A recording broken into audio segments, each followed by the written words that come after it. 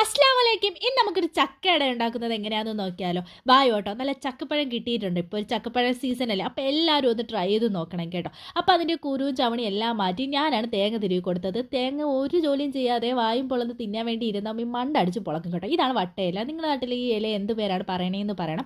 അപ്പോൾ നമ്മൾ ഓട്ടട ഉണ്ടാക്കാനൊക്കെ ഈ ഒരു ഇലയാണ് നമ്മുടെ നാട്ടിൽ ഓട്ടട എന്നൊക്കെ കേട്ടോ പറയുന്നത്. ഓട്ടട ഉണ്ടാക്കാനൊക്കെ ഈ ഇലയാണ് നമ്മൾ ഉപയോഗിക്കുന്നത്.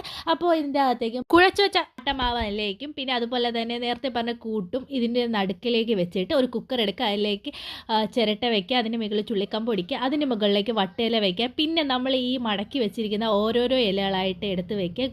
കുക്കർ അടയ്ക്കുക. ഒരു 3-4-5 ഫിസിലായിക്കോട്ടെ കേട്ടോ. അടിച്ചെടുക്കുക.